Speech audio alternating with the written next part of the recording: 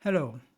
So our topic for today are the prohibited acts and transactions under Republic Act 6713, an act establishing a code of conduct and ethical standards for public officials and employees. So simulan na natin.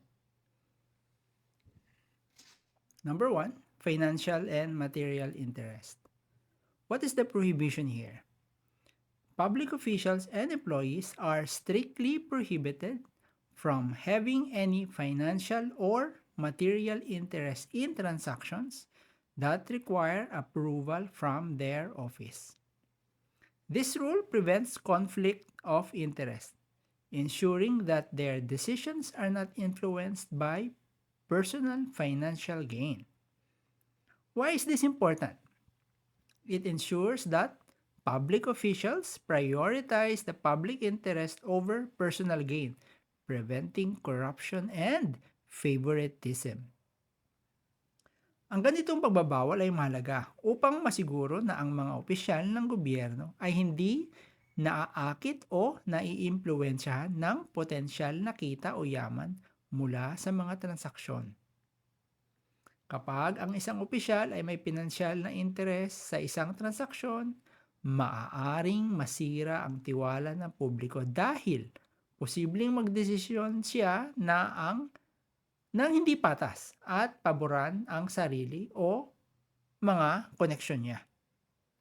Mga halimbawa dito, una, a DPWH district engineer cannot have financial investments or ownership in a construction company bidding for a road or infrastructure project overseen by the DPWH office.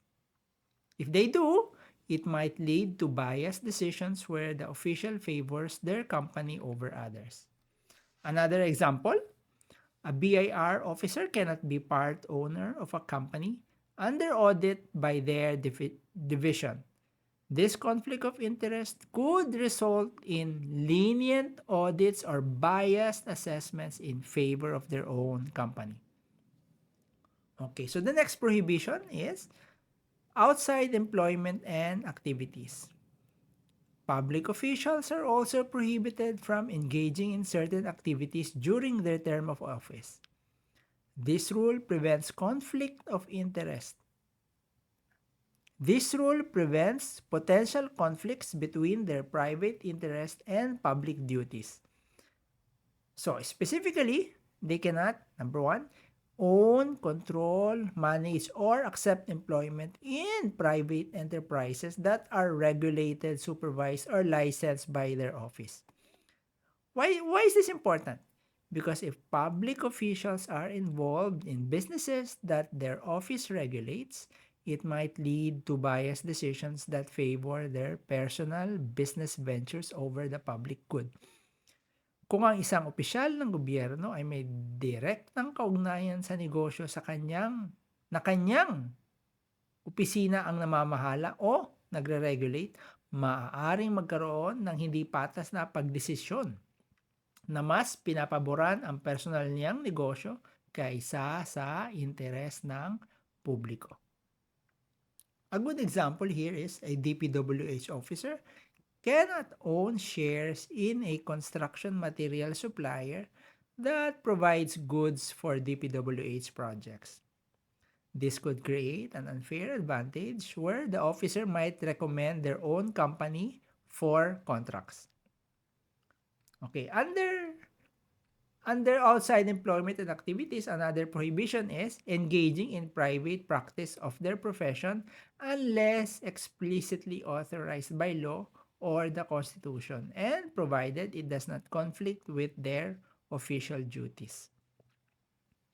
A good example here is a lawyer working at the DOJ, Department of Justice, who cannot simultaneously run a private law firm. The advice they give as a public servant may conflict with the interests of their private clients, creating a conflict of interest. Ano pong ibig sabihin nito?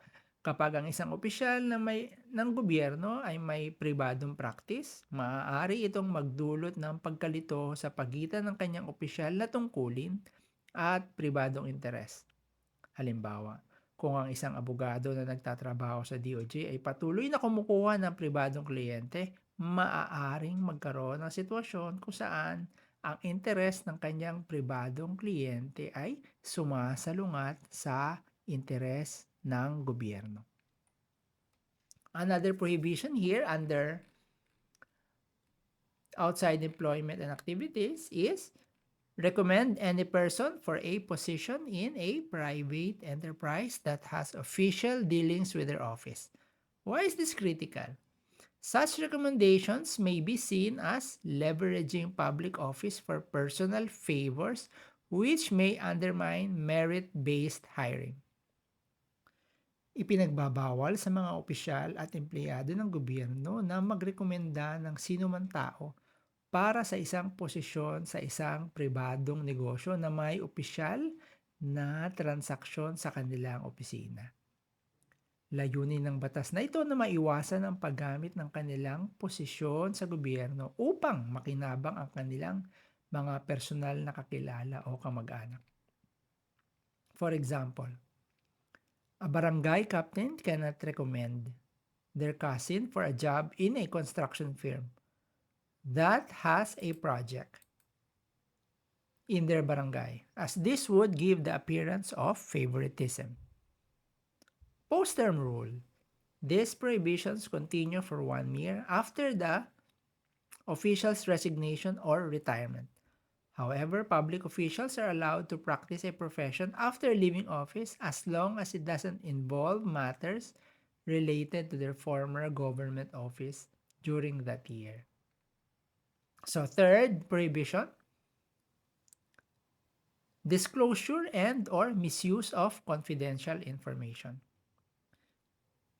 What is the prohibition here? Public officials and employees are prohibited from using or disclosing confidential or classified information acquired by reason of their office, especially if it's not available to the public. This ensures that public officials cannot use inside knowledge to further their personal interest or give unfair advantages to others. Pinipigilan nito ang mga opisyal na gamitin ang mga impormasyong hindi alam ng publiko para sa kanilang personal na interest upang pagbigyan ng hindi patas na kalamangan ang ibang tao o organisasyon. Kapag ginagamit ang impormasyong ito para sa pansariling pakinabang, nawawalan ng tiwala ang publiko sa gobyerno at nasisira ang integridad ng kanilang serbisyo. A good example here is a BIR tax officer who has access to confidential financial data about a large company under audit. He cannot leak this information to rival firms in exchange for money. Or a DPWH official involved in the planning of a new road project cannot disclose information about land prices or planned routes to real estate developers in exchange for a bribe.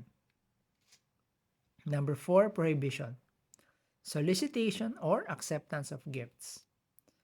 Public officials and employees are forbidden from soliciting or accepting any gift, gratuity, favor, entertainment, loan, or anything of monetary value from individuals or companies involved in transactions that their office regulates. This rule applies if the gift is given in connection with their official duties. Now, why is this crucial? Acceptance of gifts during decision-making process can create appearance of bribery, where the public official may be seen as being bought to favor certain parties. Ang mga opisyal at empleyado ng gobyerno ay mahigpit na ipinagbabawal na humingi o tumanggap ng kahit anong regalo, pabor, aliw, utang o anumang bagay na may halaga mula sa mga individual o kumpanya na may opisyal na transaksyon sa kanilang opisina. Ang pagbabawal na ito ay partikular na umiiral kapag ang regalo o pabor ay ibinibigay kaugnay ng kanilang mga opisyal na tungkulin. So, a good example here is a DPWH project manager responsible for awarding contracts cannot accept an all-expense-paid vacation from a contractor bidding for government projects. Doing so could lead to a biased awarding of contracts. A BIR tax officer as well cannot accept cash gifts or holiday presents from business owners who are undergoing audits.